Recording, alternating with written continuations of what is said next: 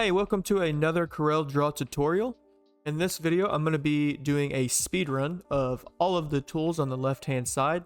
I'm going to be using the tools I used the most, so there will be some tools that are excluded from this just simply because I never use them. I am a graphic designer, so I design t-shirts, signs, banners, business cards, any promotional products, and I use this program every day. I am in CorelDraw 2020. If you do have a different version, it's not that big of a deal because the overall functionality of this version is pretty much applied to all of them. I've gone through different versions over the years and not much has changed. Just a little things here and there, but the overall functionality still remains the same across all the Corel suites. There will be timestamps in the description, so if you're already familiar with some of these tools, but you're really trying to focus on a specific set of tools, go ahead and look in the description on which tool I'm covering. Okay, so let's go ahead and start with the pick tool. Pick tool is the tool I refer to the most. Okay, I always revert back to the pick tool because you don't always want to be open within another tool. Like for example, the rectangle. If I just have the rectangle selected, I can't move things around. Okay, if I go to try to do something, I'm just going to create a rectangle. Simple as that. So just make sure you're on the pick tool so you can click, drag things, move things around.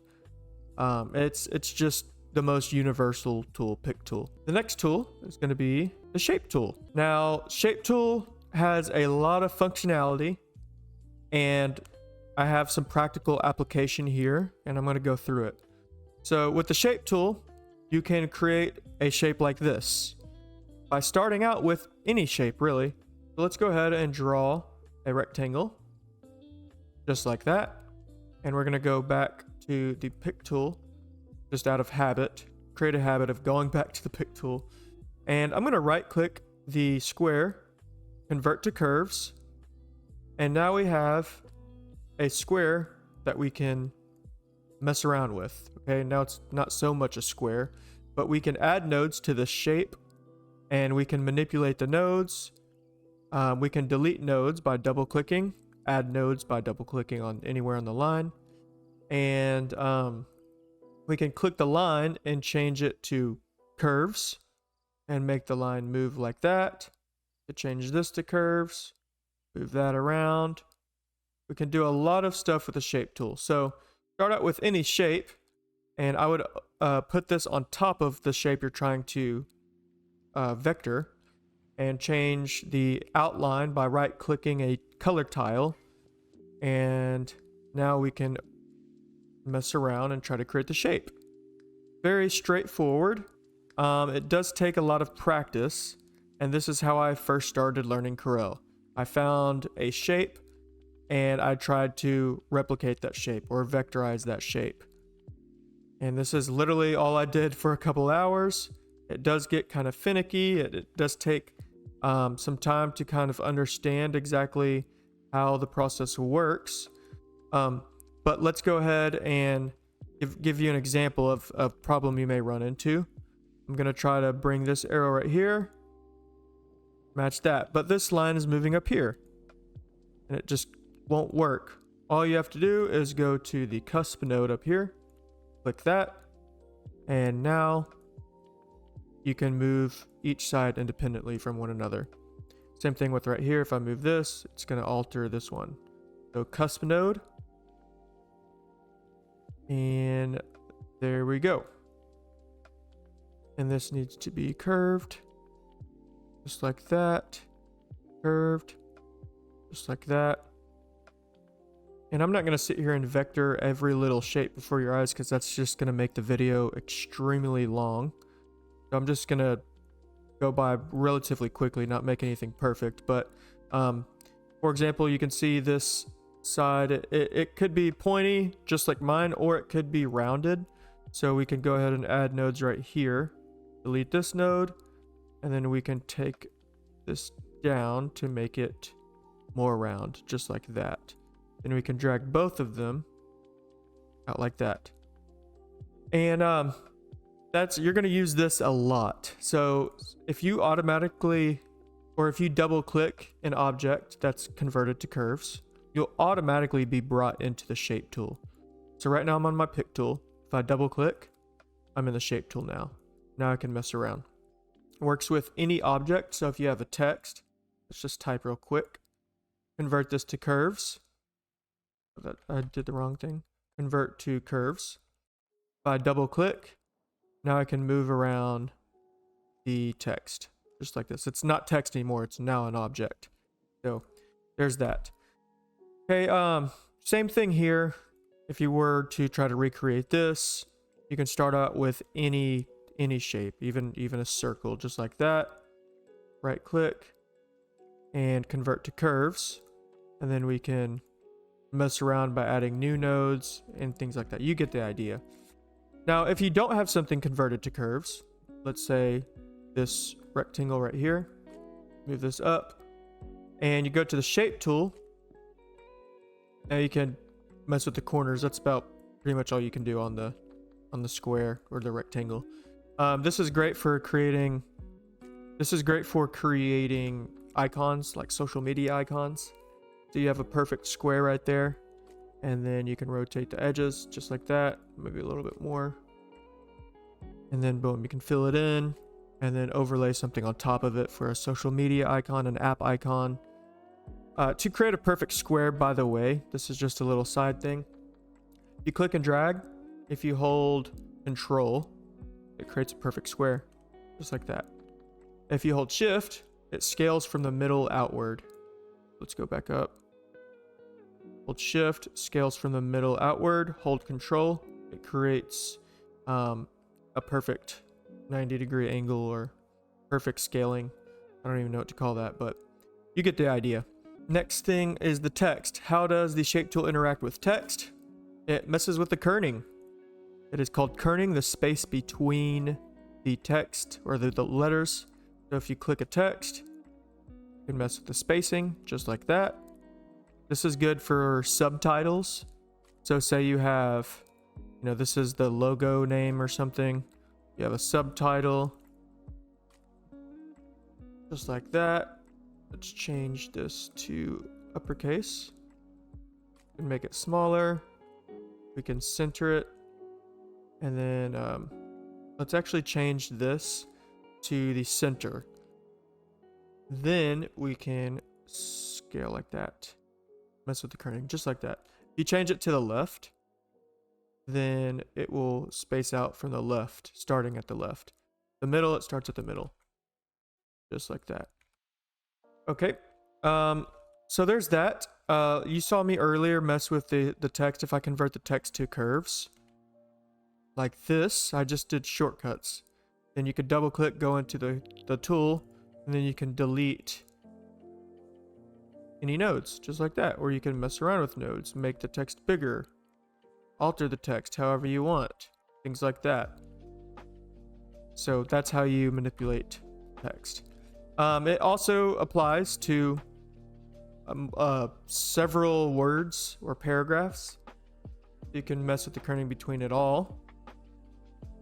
You can also mess with the vertical kerning. I guess it's the vertical kerning. I don't even know what to call it, but you get the idea right here. Very, very straightforward. If you need to match the kerning with different things, so say you have this text and then you have this text, you want them to match, you can go up here to window, actually just text right here, text, and then text again. It will pop up this little window. So if I have this text selected, you could see the vertical kerning right here. I can copy this number, click right here, then I could paste it, press enter. Ta-da, and then same thing applies on the horizontal axis as well. So if we go right here, this arrow, you can see the letter spacing right here, as well as the spacing. Okay, so as you're messing with this right here, if you hold shift, it changes the actual spacing. Okay. If you let go of shift, it changes from letter to letter spacing. Okay.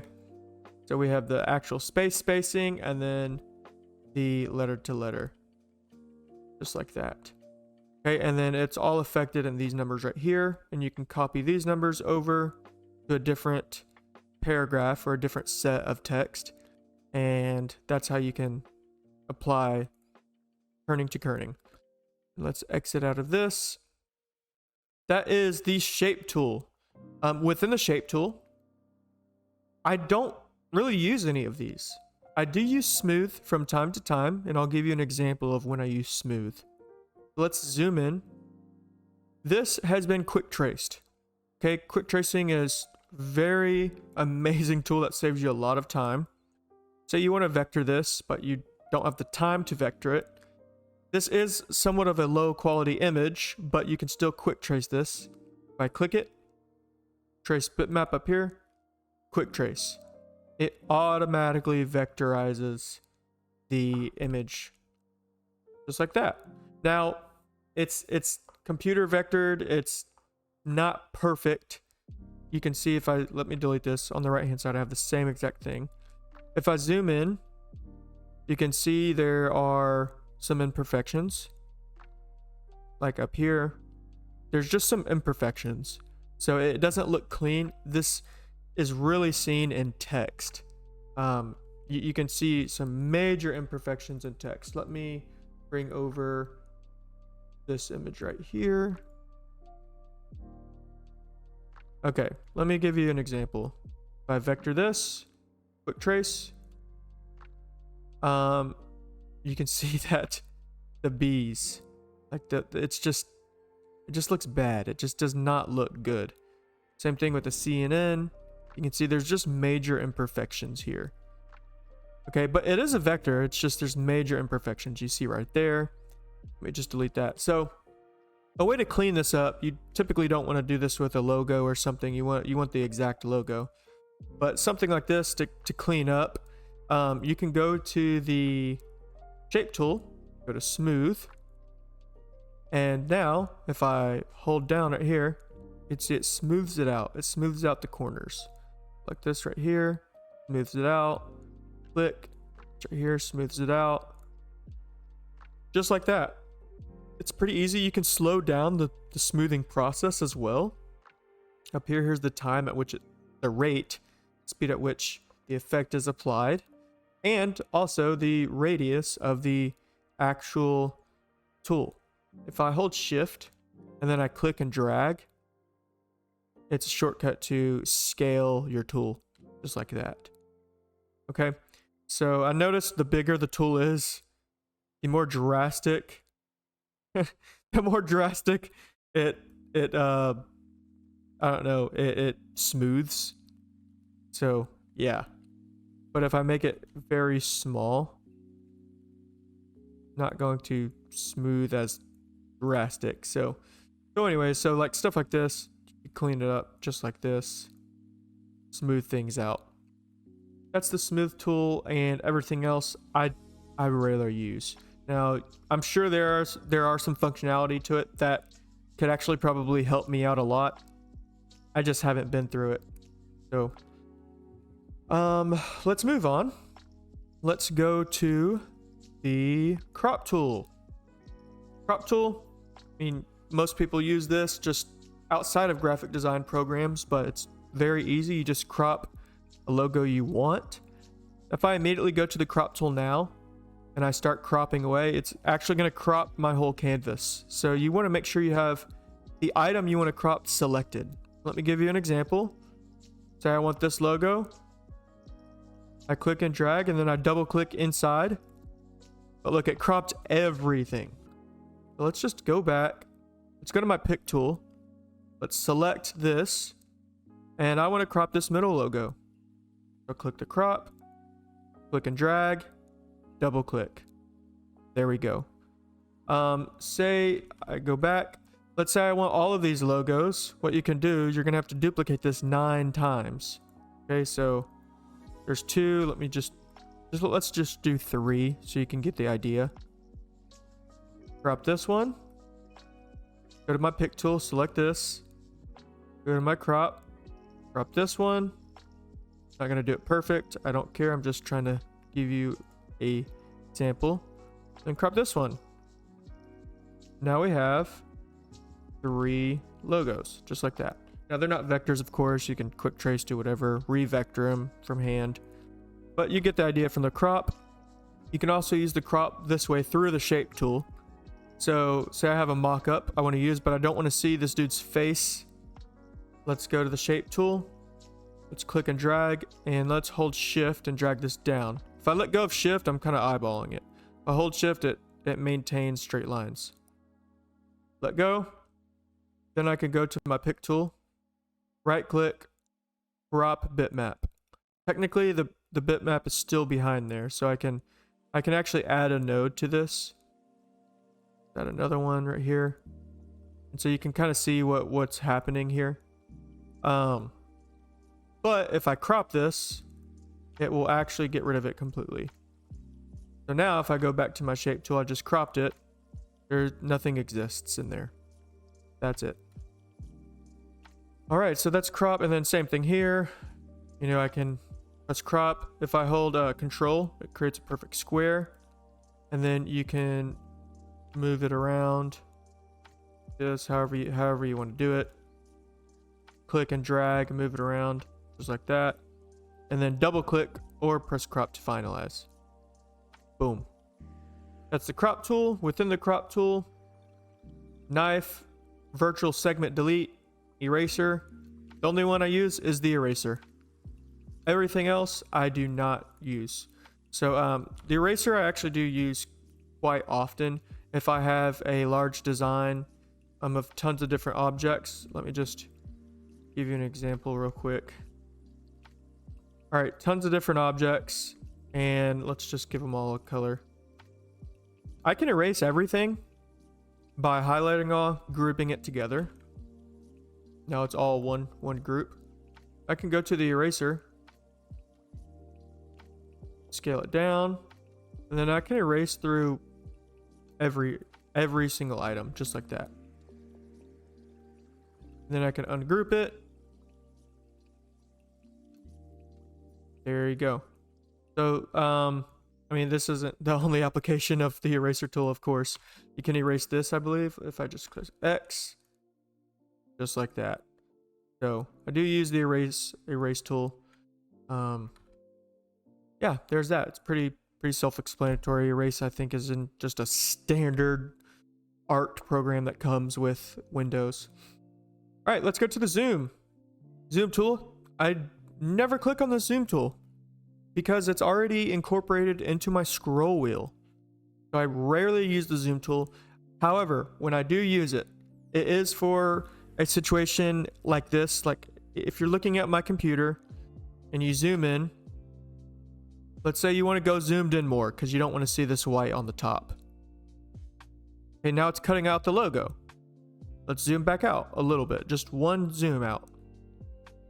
It's too far. Now I need to zoom back in more. So it's like, okay, how do I get the perfect zoom? Well, you can accomplish that with the zoom tool.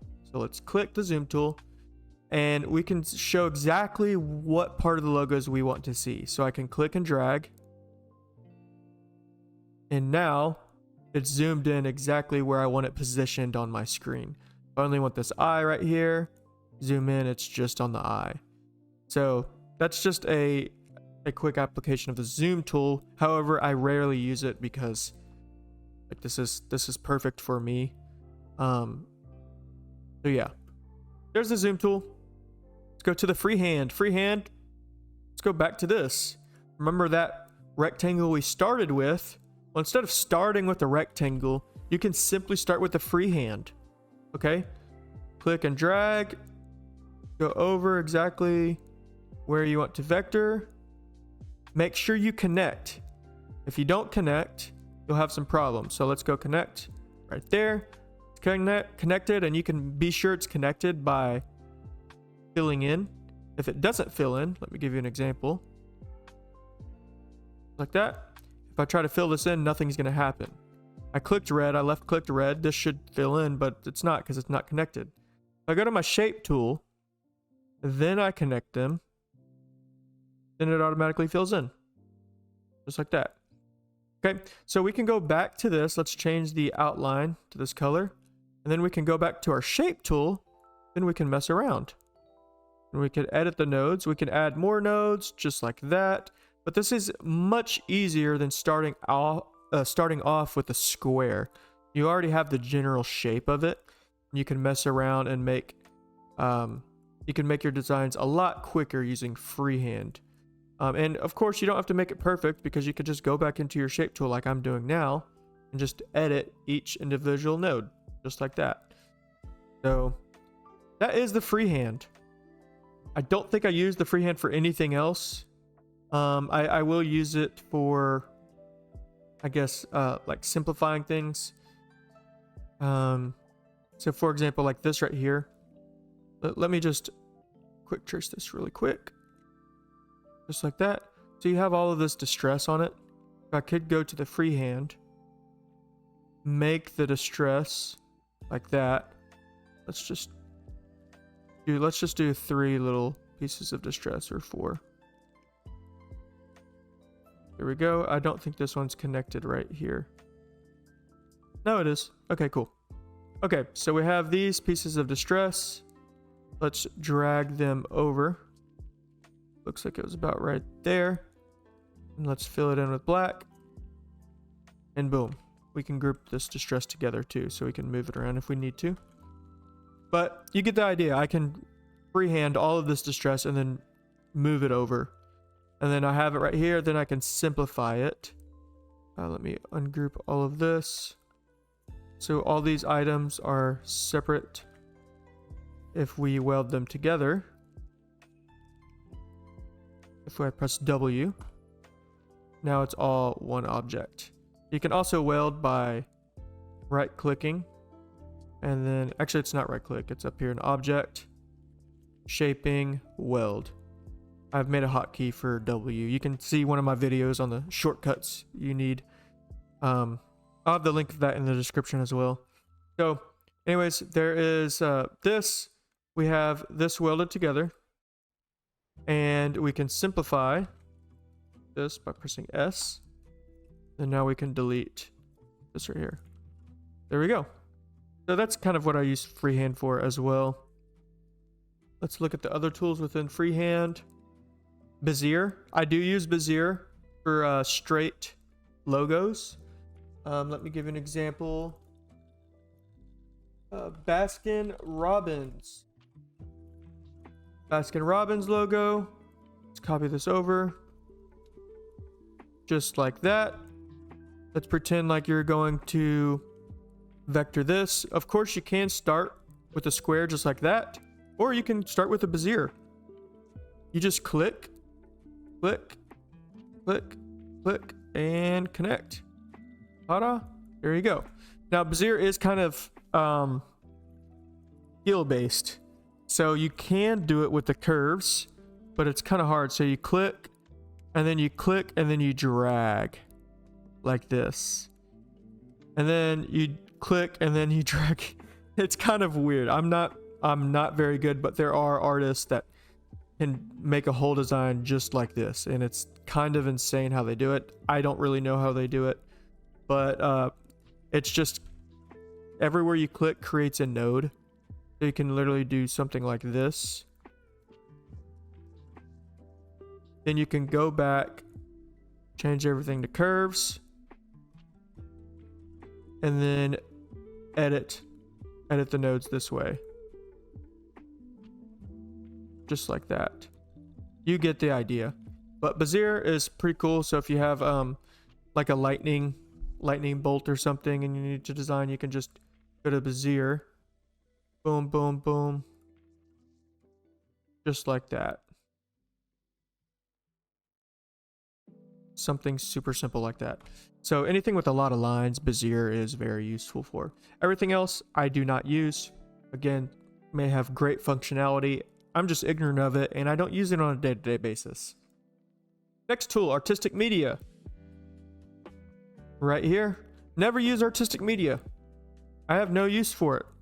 It has some cool presets, stuff like this. you can mess around with.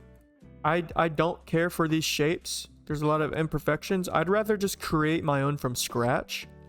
And so, yeah, that's basically it. There's a lot of cool different things you could do.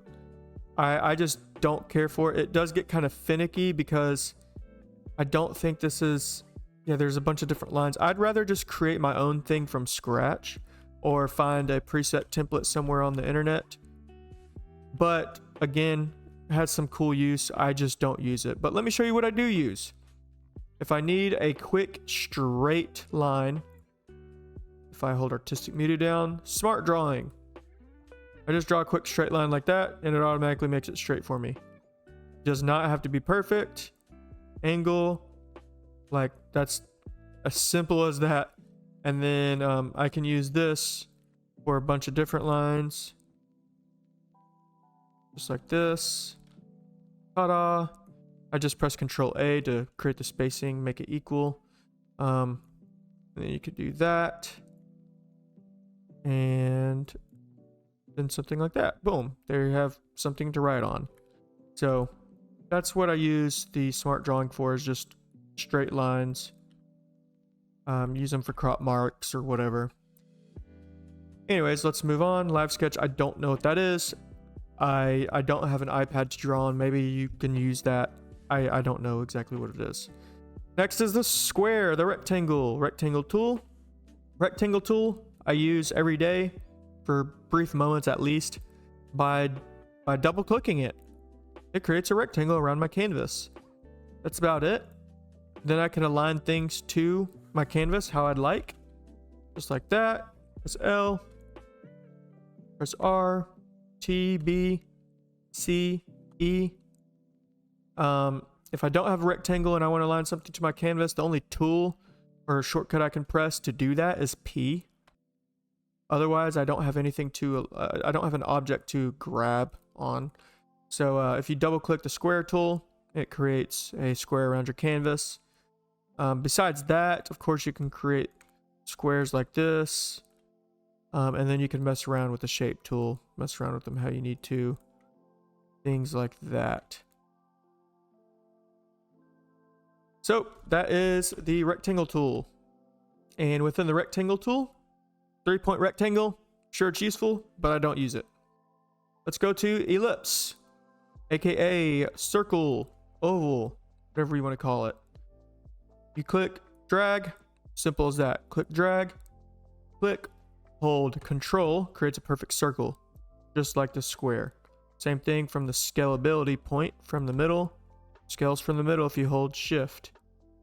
Hold Control, creates a perfect circle. Hold Shift, it scales from the middle, just like that. And if you mess with a circle and the shape tool, you can create little pie graphs like that. Pretty cool. Rarely use that. It's kind of messed up now. I don't even know what's going on. Here we go. Let's zoom out, zoom in. Cool. No idea what I really use that. So anyways, within the ellipse, 3-point ellipse, don't use that. I'm sure it's useful. Let's go to the polygon. Polygon has a lot of tools in it. Pretty cool. And let's just start out with the normal polygon, the very top one. Click and drag. I always hold Control. Now you have a pentagon, I guess, and then hexagon, septagon, I don't even know what it's called, octagon, your stop sign. There's your stop sign. You can create that. You have to get it lined up perfect or whatever. But anyways, you can mess with the corners, how many corners you want, how many points you want. So it's simple as that. And I always create triangles with this, just like that. Now there is an actual tool for creating triangles within here. Common shapes.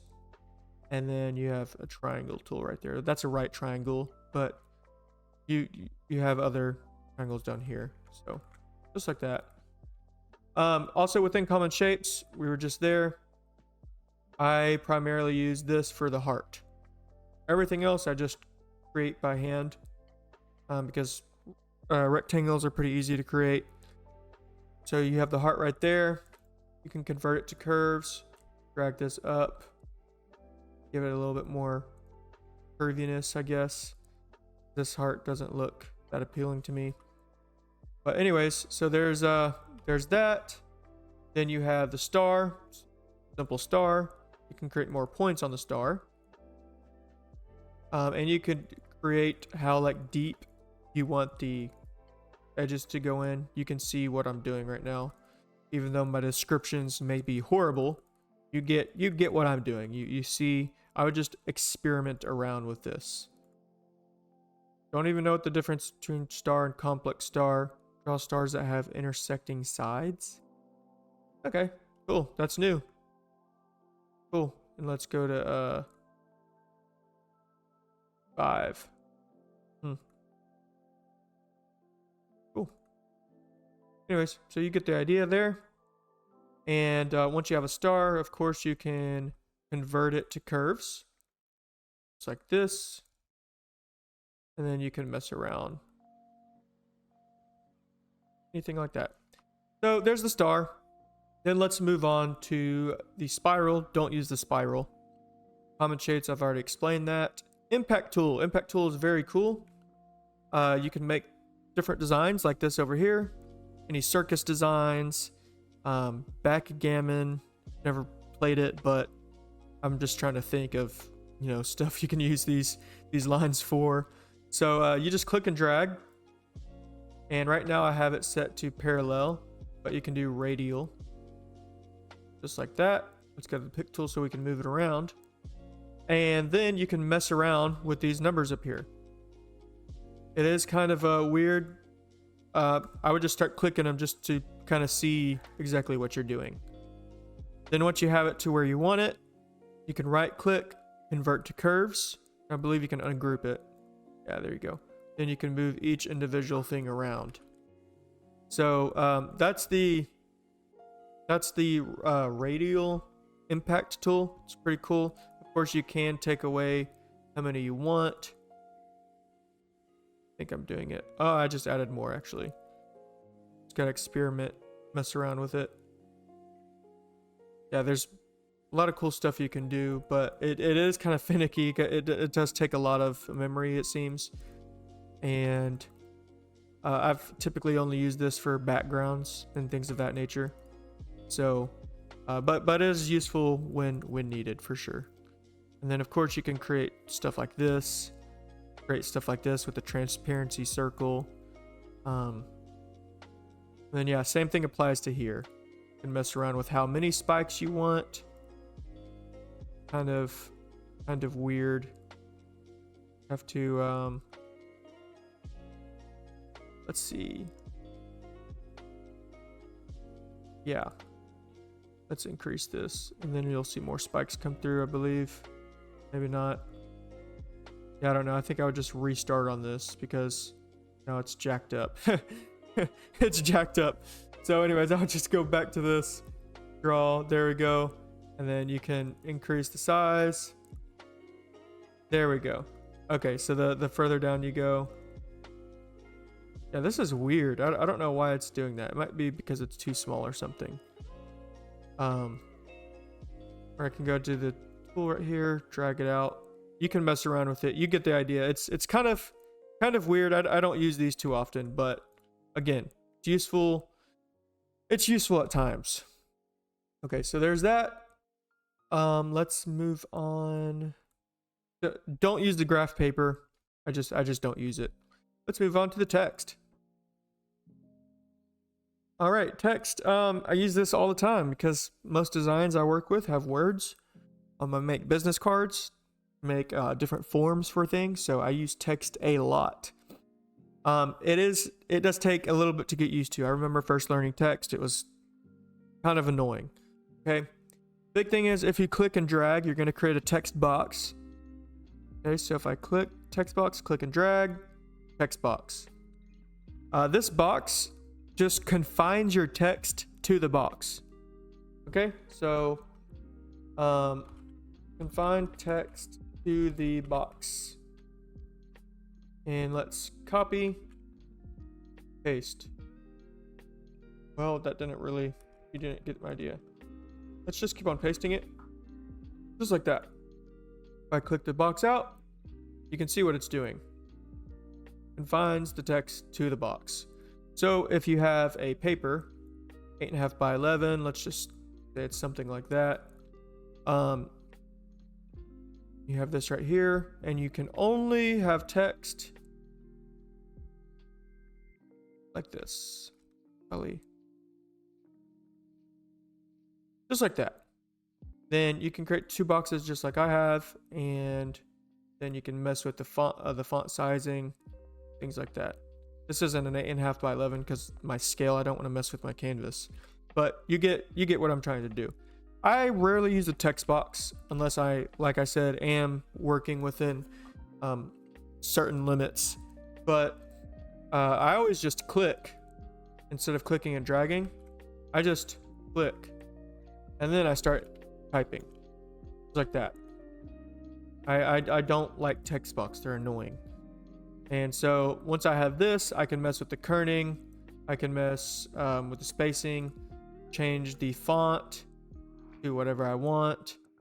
You can go up here to text, change case, uppercase, title case, whatever. Okay, simple as that.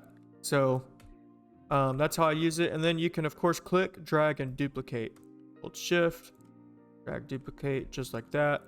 And then you can create even spacing, and then do subtitle, and then description. Anyways, you get the idea.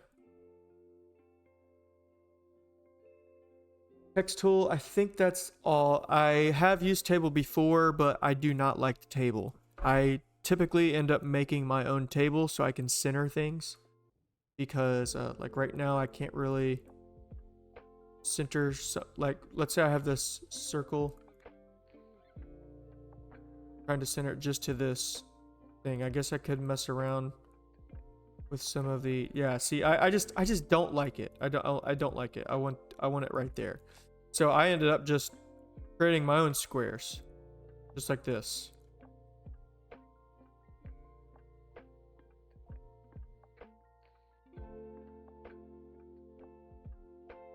Boom. Then I have each individual cell the way I want it. You get the idea. Get the idea. You can use tables, of course. Maybe I'm just ignorant. Most likely I am just ignorant, and you can do exactly what I need it to do, but I just don't use it. Okay, next thing, the parallel dimension tool. Right here. This is pretty cool. If you have any mockups like you see in front of me, or in front of you, this truck, you put the logo on it. You can set it to scale. Obviously, this truck is not set to scale, maybe for a little toy truck, but you get the idea. So you have a logo on the truck, and then I would draw a box around the logo. Okay, so let's say we have a logo right here. Where's my text tool? Logo. There we go. We have the logo. So let's draw a box around the logo. Just like that. We can make sure it's perfect. Just like that. Now we can get the dimensions with the parallel tool. So we click that. We click, drag, I'm holding click. And then when I let go, then I can move it in the direction of what I want to place the dimensions. Then I click again. Boom, gives me the directions. Click, drag, let go, and then click again. Boom. Super simple. So this is some practical application. You can also do it on a slant. Okay, so click. I clicked the wrong thing. I clicked Bezier. Back. Click, drag, let go. Ta-da, just like that. And it will give you the exact thing. If you right click, it will change the arrows and things like that. I guess these are considered outlines. And then if you go to your pick tool and then click the actual number, then you can change the number color. Just like that. So it's useful when needed. Let's see what else within here. I think horizontal and vertical dimension is the same thing as this. It just only works in those two axes. Everything else I don't really use. I'm sure it's cool for numbers. I just don't use. Parallel dimension, like I said, it's cool, but I honestly rarely use it. Sometimes I don't like how big these arrows are and things like that. So let's move on to the connector tool. I thought it was pretty cool. Messing around with it today, but never use it. I suppose if you have like a org chart, organization chart, or something for school, you can utilize it. So let me just show you what it does. You have two objects. Doesn't matter what objects they are. And let's give these some color. If you press the connector tool, you can click and drag. Now let's go back to the pick tool. Now wherever I move this, it shows that it's connected, just like that. And you can do it with multiple connections, like so. And also, like, I was thinking some practical application. All these squares right here. Say you had words in them or something. You know, you can kind of move around where they go, just like this. So like I could see a teacher utilizing this or something for a class, or a student trying to study certain things. So super simple like that. You get the idea. That's the connector tool. Within the connector tool, Inker editing, never used it. Didn't even know that was a tool. I encourage you to explore it. Now let's go to the shadow. Ooh, let's get out of there. All right, the shadow tool I use a lot. Love the shadow tool. It takes my art to the next level. Shadow tool is amazing. Love the shadow tool. So let's go ahead and show you some practical application for the shadow tool. Right here, this has a shadow on it. So it's very easy to do. So let's just recreate this very quickly. We have a blue background. And then we have some squares. Let's change that to white. Another square, just like this. Angle that. And then this is like a coral color, a pinkish color. And this is like a tan color. Just like that. And then this is a blue color. Different blue color.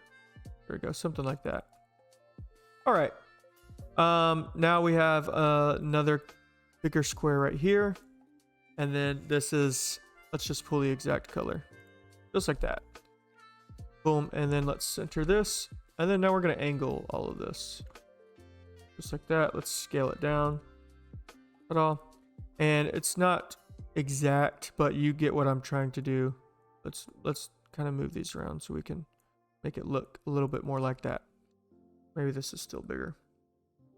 Okay, so now we want to show that this object is on top of these other objects. Like, we can already see that, but it's still, we want to make it more look more 3D.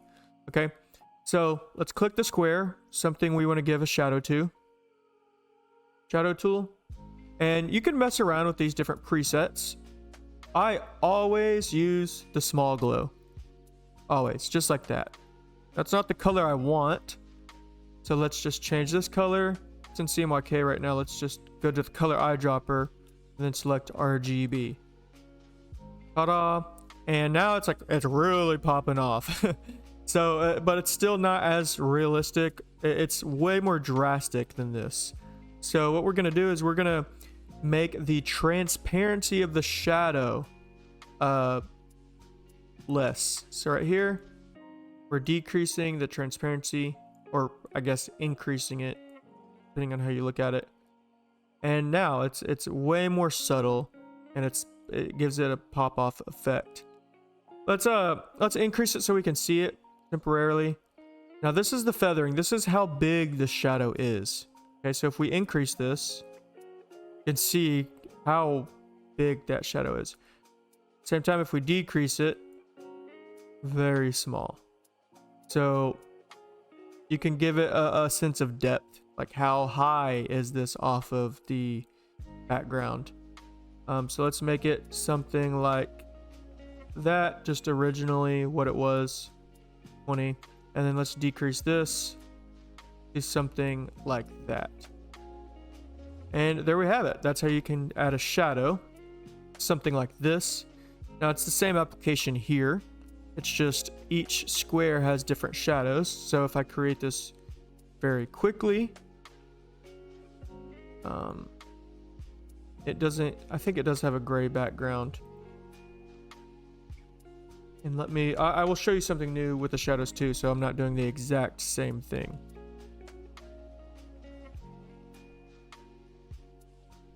All right, so let's actually ungroup all of these. Group and then ungroup all. Now we have that. So it looks like the background was very light gray like that. And then we have all of these. Now let's add a shadow to just one of them. Small glow. And that shadow actually works perfect. Okay, now we could do that. We could just click this and go to small glow every time, just like that. And that's how you can do that. Or you can also right click the shadow, break the shadow apart, and now you can kind of move the shadow around. Kind of give it, it's like a coming out an angle or something like that. So if we duplicate this shadow, now we have that, and we can position it on top of all of these other squares, just like that.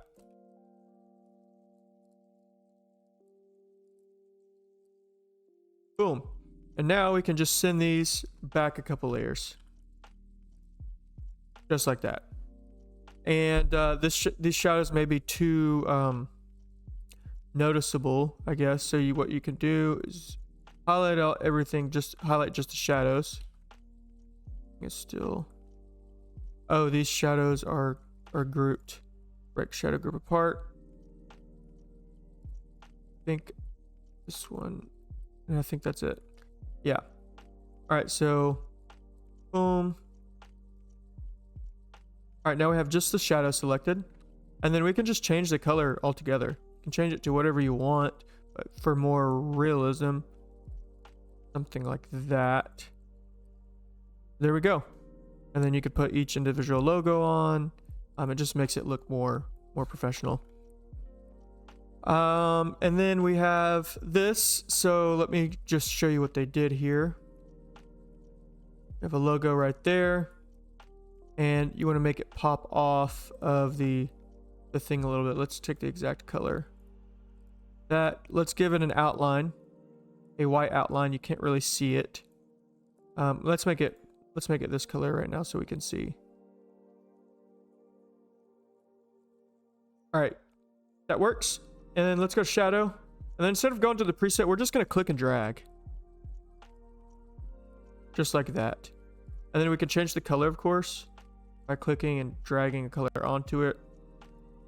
Do any color really. But let's just, for the realism, let's do that. And then let's change the outline just by right clicking. Like that. Ta-da. That's what they did. Now they also, you can see it's kind of cut off right here and right here. This is a better shadow than this, in my opinion. You could just simplify this to kind of give it that effect. It's probably not going to look too good. Let's see. See, it kind of cuts it off right there. And up here, it's not very good. But as for the COREL shadows, like this was probably done in Photoshop or something like that. But for a COREL shadow, this is good. It pretty much solves the same thing. No one's gonna really notice too much. Maybe artists may notice, but anyways, that gets the job done. Now, something I use shadows for the most would be this right here. You can see this top one has a shadow. This bottom one does not. Okay, so we have shadow. Just makes it jump off the screen a little bit more. Gives it some more dimension. This doesn't. Okay, so what I did is we have this text right here. It's actually an object. So right there. Let's go to the shadow, small glow, and then I changed the color to the deepest red here, just like that. If I change it to the lightest red, gonna give it a different look. But let's go to the deepest red. You could change it to black and then lower the transparency, just like that. It gives it pretty much the same effect. But for me, I wanted it to be the exact color of the background. I'll change it to the deep red, just like that. And so those are some cool effects you can give your text whenever they're on a background. All right, so that's pretty much everything I know about the shadow tool. I don't think I use it for anything else really, but let's move on to the contour tool. Contour down here. Yes, contour. I use contour a lot. We have contours on these words. These are just for reminders of what I'm going to show you. So let's just grab just this yes right here, and let's add some contours to it. We go to contour, we click the contour tool, and then right now it's set to 3 steps. If I change anything, the contour is just going to jump on right now. I don't do presets. You can mess with these presets. I just start editing the numbers so I can start seeing the contour, just like that. It's jumped on there now. You can make it how big you want. It's kind of like an outline, except it's an object that's grouped to the thing you're adding the contour to. So it's kind of weird, but yeah. So let's take it down. There's the contour. You can make it how big you want, how small you want, something like that. Then you can go to your pick tool, right click the contour and break the contour group apart, and then you can move the contour around, kind of like this. You can do tons of stuff with this. Okay, let's go back to the contour. Let's add it. You have a contour, you can edit the text, and then the contour will stay applied, just like that. And then let's go back to yes. Of course, you saw if I added the stairs, it adds multiple contours.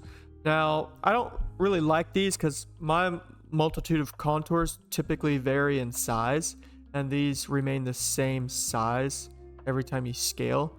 So what I mean by this is if we go to 1, I might do something like this. Break this apart, change this to that color. Then I'll add another contour, but I'll increase it. I'll do something like this, and then we can change this to white. See, simple as that. Then we can add another contour to this outside one, and then we can change the color. Change it to, yeah, that works right there. And then boom. So it's like I mess around with different sizing contours. So this is a cool effect you could add to text. Then convert the text to curves, and you can mess around with even more stuff. You get the idea. You can make the contours edges curve like this. So here's a contour, and if I click this right here, I can go to rounded corners or bevel corners, just like that. Yeah, it's useful for making text look a particular way. And then we have this as an inside contour. So if you go right here, you have outside, and you have inside. If I increase, you can see what it's doing right there. And then this, you center. Don't even know exactly what that is. It's pretty interesting. Gives it a really cool effect. And that looks like there's 118 contours there. So it looks like it's blurred perfectly. There's just a lot of stuff. I don't actually want to do anything with it because it might crash my computer. So we're gonna stick with this right here.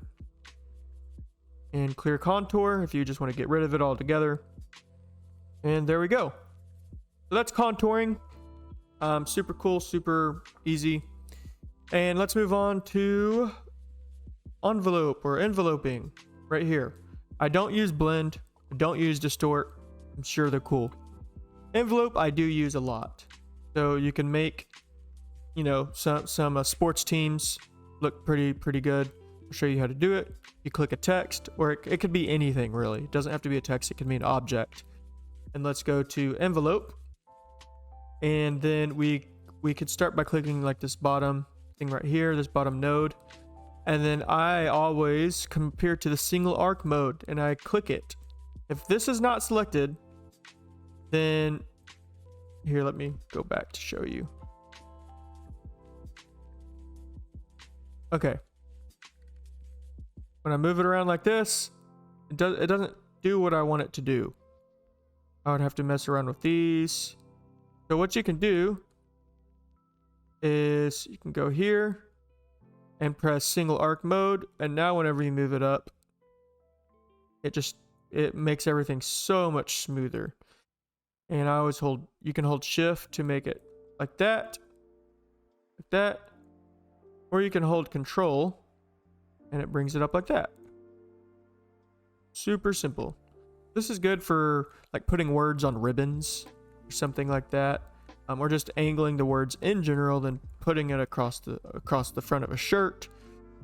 This college text, this is the Superstar M54 font. And then with enveloping, you could do stuff like this. You know, this is super trendy, super in right now. Throw this on a shirt. And I just started out with 4 text that say beach. Then I started messing around with enveloping. I'll just show you me doing that really quickly. I delete these nodes. Then I move this up. Move it down. Delete that node. Just move it down, move this up, delete that node, move this up. If you don't delete that node, this is what happens, you see. So just delete that node, and then you can mess around with it. So pretty cool. And with enough time, you have something like this, and then you can change the colors, which is what I did of each thing. All right, so that is enveloping. And very, very useful for some cool text things. Now, a side thing, sometimes you'll see text curved, something like this. It looks like the text is curved, but oftentimes it's not enveloped. It may be aligned to a path. So we have a circle right there, and then we have, let's take this, and actually let's do this right here. We have eagles. Uppercase. Let's change the font to Superstar. Loading right now. Let's do this. Here we go. And let's add this text to follow this path. So what you can do, text, and fit text to path right here. Just like that. And so now you have a little bit of a different look. And then you can also space the kerning out. Just like that. Now it's following a path. And then if you click the circle, just like that. So you do a lot of cool stuff with that. Make it bigger, whatever you want to do. And then you can actually add text on top of this. So eagles, just like that. Space the kerning, thing like that. Make this actually a circle.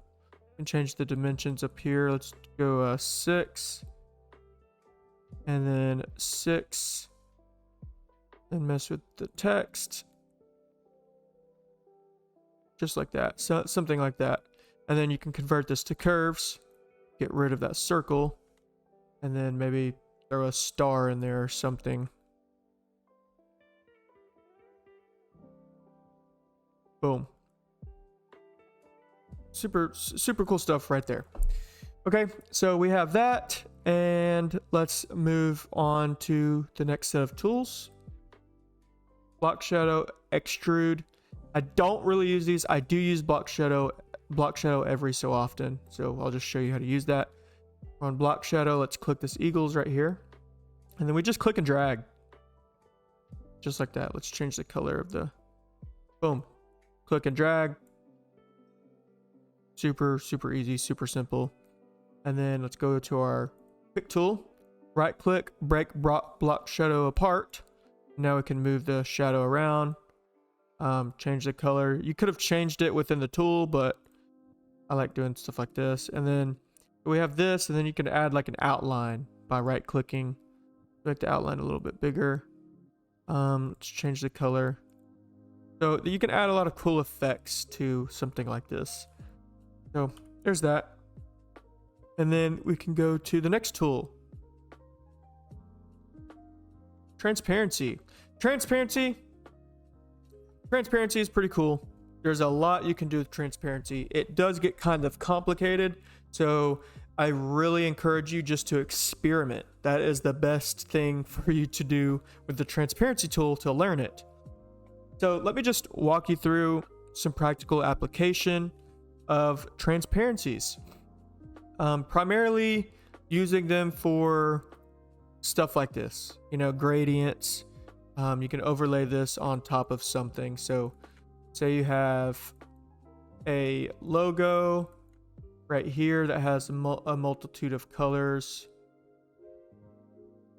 Let's just say this is a logo. Okay, this is something ugly looking. And then let's duplicate this. So yeah, you can give it transparent effect, like it's fading off into nothing. Okay, so transparency, stuff like that, you can overlay them on top of things. You can also just make things darker in general with the transparency by overlaying a uniform transparency on top of something. So let me give you an example again. Let's throw these on here. Let's make them white. Okay, so we have a normal transparency. Then these are just rectangles, okay? So let's go to the transparency tool. We can go here, uniform transparency. Then we can decrease or increase the transparency, just like that. Something cool that you can do with this is you can power clip this into here. So let's convert this to curves. Let's make this look like a swoosh or something. And let's increase this, put it right there.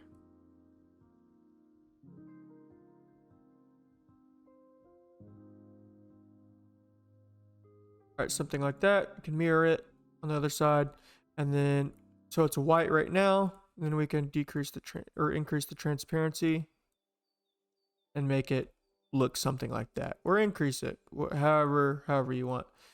You could also change it to the fountain transparency like this, and then you can move these around. You could do something like this. So a lot of cool stuff you can do. You can also change these colors. You can reverse it. So like if I drag a black on this tile right there and then drag a white on this tile, it reverses it. Don't really know what happens if you do colors. Yeah, this red I'm dragging is actually just converting to gray. So I think it depends on how bright the color is. So the brighter the color, so like this yellow is probably going to be very white. Yeah. And then this dark green is going to be very dark. Yep. So anyways, you get the idea. I would just experiment with stuff like this. And then of course, like this is still a square. If I go here, it is just a elliptical fountain transparency. So you have linear, you have this elliptical fountain, then you have this conical. Yes, looks interesting. Looks pretty cool. Looks like a movie, like a sci-fi movie, something. I don't know. Looks pretty cool. And then you have this right here, the square. And then if we go to this circle one and you want it reversed like this over here, you can just swap the colors. So I drag a black right there and drag a white out here. Boom. Simple as that. Then you can mess with this bar right here. I don't really like this bar. Sometimes it works for what I need it to, but I don't really care for it. Anyways, there's that. The other things you can do with transparencies, stuff like this. So we have this JPEG on top of this other JPEG. And if I go to transparency, I can apply a uniform transparency. I can do this. I don't even know what these are really. I don't really mess with these. I would just experiment, but let's just take away the transparency and let's just go to add. You can see what it does. You can see exactly what's happening whenever you go through. Subtract, that's pretty cool. Difference, multiply, divide. Yeah, you can go through all of these and mess around with them. So if you go to multiply, this happens right here, and it looks like it's on the background, and that's what this is right here. I believe this is multiply. Yeah, and then you could take away how much of it you want it to multiply. So uniform transparency on multiply, you could mess around with this just like that, and then subtract, of course. Subtract, it kind of looks like it's doing the same exact thing as multiply, but there is a difference. In fact, the subtract looks a little bit more vibrant than this one right here. See it in the red. Anyways, you get the idea. You could just mess around with stuff like that. Also, what I use it for is like sublimation. So say someone has a shirt and they want to sublimate on a gray shirt, and you want to kind of see what it will look like, because you're typically supposed to sublimate on white shirts, white polyester shirts. So if you have a gray polyester shirt and you throw the logo on there, you sublimate it, this is actually what it's going to look like. You can get the logo, throw transparency on it, multiply, take it all the way down, assuming it's at like a 50-50, or not a 50-50, 100% polyester. 50-50, you could probably do something like that. And that's probably what it will end up looking like. But 100% polyester, gray polyester, sublimation is going to look like this. The blues aren't going to be as vibrant. So this is just bringing the gray through the logo. It's combining it with the color. So anyways, next things you could do with transparencies. This is going to be pretty cool. You can change the color of shirts or objects, anything really. This is kind of complicated, but I made this mock-up because I just wanted to change my own colors, pick exact colors, things like that. Now there's several layers of transparencies on this to do everything that it's doing. Okay, so first I found a shirt online. This is a mock-up shirt online. I think it's a JPEG. It might be a PNG. Let's see. Yep, it's a PNG. Okay. So this is a PNG, and what I did is I went into freehand, and then I went around this whole shirt like this, around the whole thing, and then I made this right here. This right here is it's just a normal shape with things power clipped inside of it. Okay, so this is the shape of the shirt. Let's delete that. Okay, so this is the shape of the shirt, and it's overlaid on top, and it is colorless actually. So it's still there, but it's colorless, and there are other things power clipped into here. So if we edit this power clip, we have this square, and then we have this square. Okay, so this square right here is let's see what's on it. It's just a normal. So this square right here determines how light or dark you want the shirt to be. Okay, so there's just a normal uniform transparency on this. Okay, there's no fancy any of these. It's just normal, and right now it's white. Okay, so if I change it to black, it's going to be a darker colored shirt. If I change it to white, it's going to be a lighter colored shirt. Okay, This right here, this back transparency, is a color transparency. Right here on color, and it's on 23. I found that was the sweet spot. And then I can just change the color of whatever I want this to be. And it will change the color of the shirt. Okay, so we have it right there. Let's finish.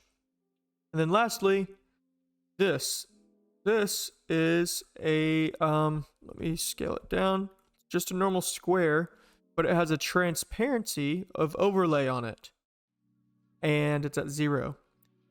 And so it just brings out the darker colors within something. It kind of looks like I'm magnifying this. It makes it look so much better in my opinion. So what you get is, if we take away this overlay, it's overlay on top of an overlay. We move this exactly where it needs to be. Something like that. And then we bring the overlay, not that one, this one. You can see what it's doing.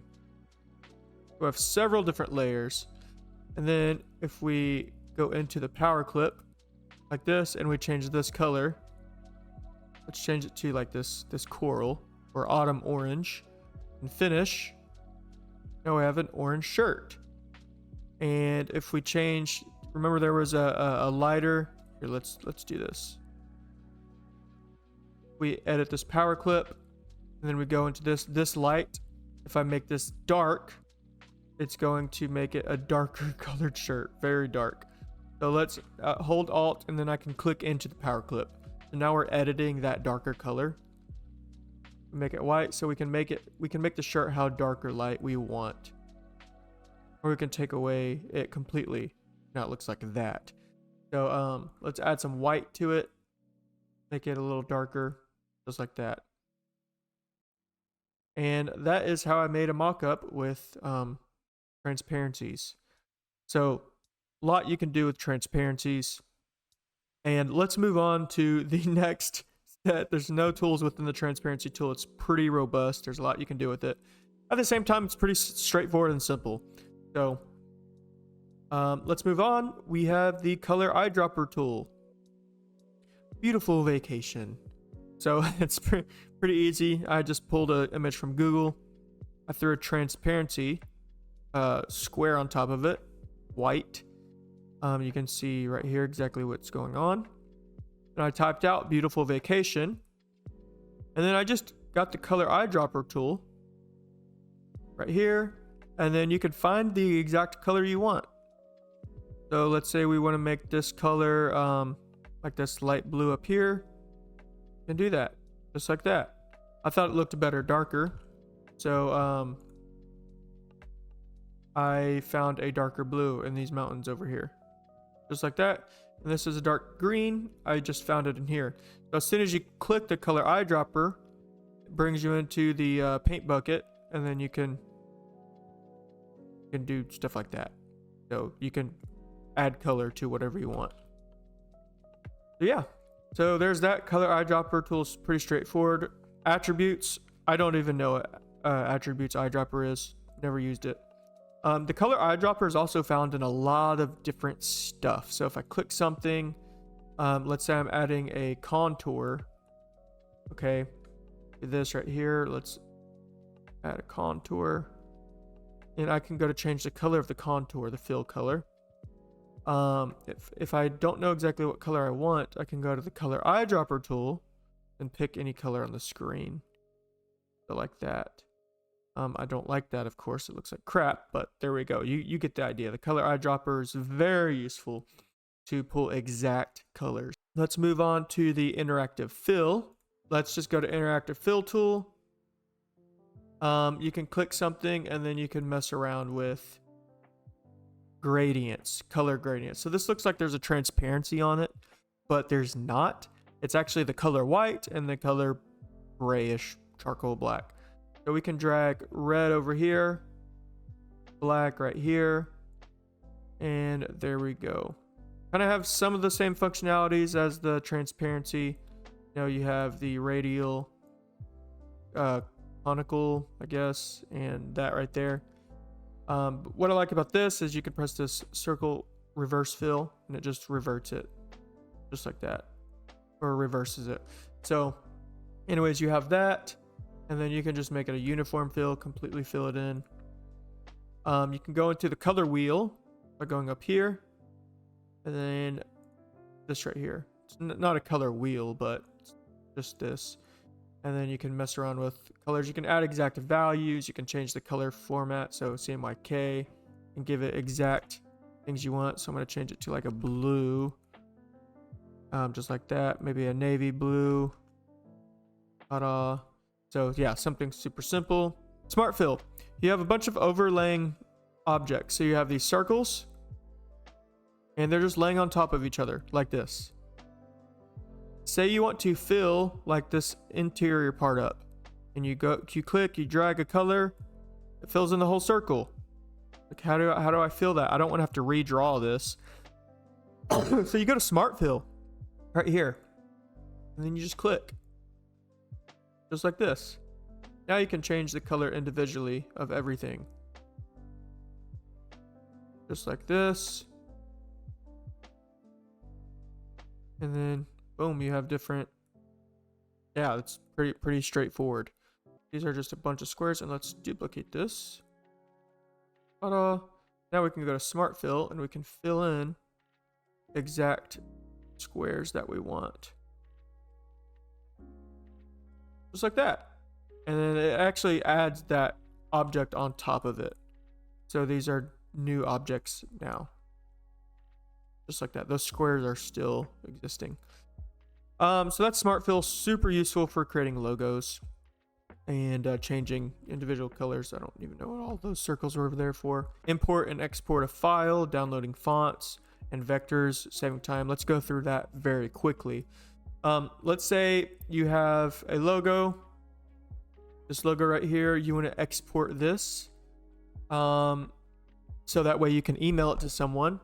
If we go to export up here, make sure the object you want to export is selected, because otherwise it will export everything in the document. So let's click this, export, and then you can just export this wherever you want to take it to. So let's just go to my folder, and then we can change the file type, make sure it's on selected only. Then you can change the file type to anything you need to. So JPEGs are very user friendly. That's typically what I send my clients. And then you have a PDF. PDF will be a vector file.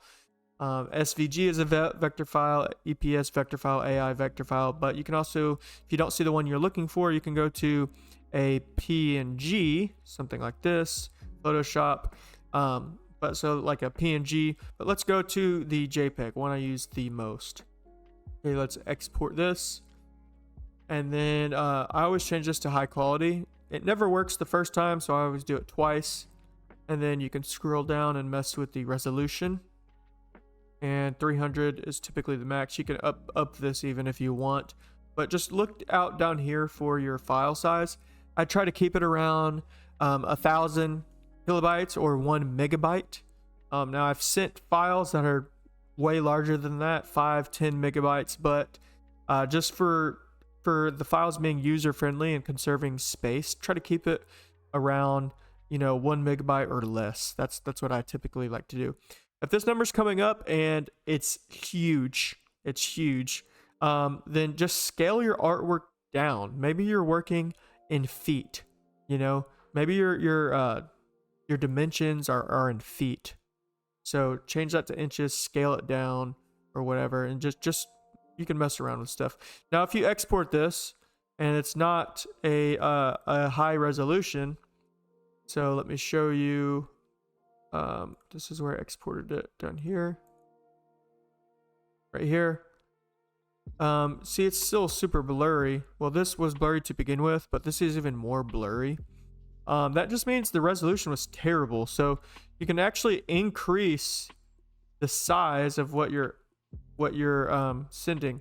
I typically like to export anything around 10 inches wide, 10 inches long, and that will typically give me a crisp resolution at 300, high quality, exporting a JPEG. PNG, same thing. It also depends on what you're using the PNG for. And that's how to export. For importing, you just click the tool next to it, import, and you select what you want. So yeah, that's pretty straightforward. You can also just copy. So I have something like this. You can import by doing this. So let's save image.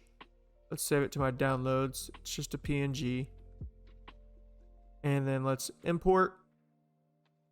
Downloads, PNG, boom, imported. Super simple. Now I can also right click, copy. Now PNGs that copy will have a black background, typically for me anyways. So they used to not, I don't know why they still do, but anyways, you do something like that. And then for downloading fonts are super easy. Be careful downloading fonts because you don't accidentally want to download a virus. So we're going to go here. Let's go to font. And let's just download this Heavenly Christmas font right here. You can search through anything you want. But let's do this Christmas one. Or let's Saturday. This one looks like it has more crap to it. Download. Saturday. And then look for an OTF or a TTF.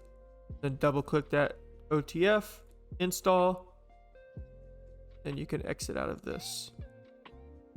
And now we have the Saturday font. This should just be loaded. Change this case right here.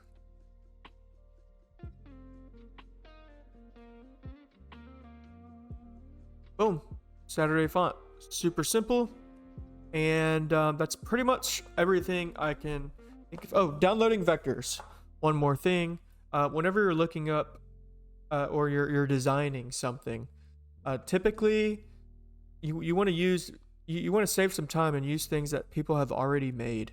Okay, so you can use some really good places like Vecteezy. So this is Vecteezy. You can create an account if you want a paid account, or you can just use what already exists for free. Let's just look up logo. So like this is free right here, and this is free. So anything that says free is obviously free. So let's download like this right here. Free download. I'm gonna log in or I'm just gonna proceed with download regardless of logging in. I do have a paid thing, but I'm gonna show you that it's free. So this loads, exit out, and then let's go to our COREL. And let's import. We'll go to import.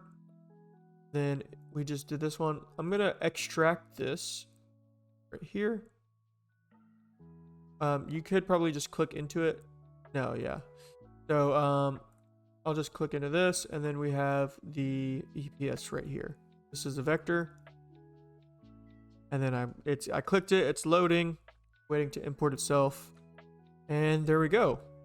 Now we have a bunch of logos that we didn't even make that are already here. Now, of course, if we want them to change, we'll have to add the text, the individual text that we want. But that's pretty easy. You know, you just add the text on top, whatever you like, just like that, like a color like this or something. So yeah, logo title. But Vecteezy has tons of free stuff, and there's several other websites that have stuff like this. So you can look up stuff like distress. Bunch of free stuff. Lines, let's just see what comes up for lines. You know, different stuff like this. I would of course just look for the free stuff. So like this stuff is great for backgrounds, stuff like that. So yeah, I would always go to Vecteezy if you have a big project coming up, and just look for assets that already exist. Stuff like Facebook. See if the Facebook logo comes up. Free. Look, you have all of these. That Facebook does not look like good. This one looks good. These look good. Great. These icons. So like you can use these on business cards. Oh, you have another website, Brands of the World, right here. So if you're working with a very popular brand, let's just say Nike, you have the Nike logo. Now, none of this looks like the actual lettering that I look for, but you have the check right there. But I would just look for like companies that already exist. We can go to Apple. Let's see what comes up for Apple. Apple logo right there. And these should all be vectors. Okay, so Brands of the World is a great place to look for company vectors. Yeah, I think that's most of my information I have. Leave any comments if you have any questions. I'll try to answer them. If this video gets as popular as my last one, I highly doubt I'll be able to answer all of the questions. So I really encourage you to go check out the last video as well. I've pretty much gone over a lot of the same stuff. I've tried to make this one a little bit better. So there's that. Thanks for watching. And again, leave a comment or ask any questions and I'll try to answer them where I can. Thanks.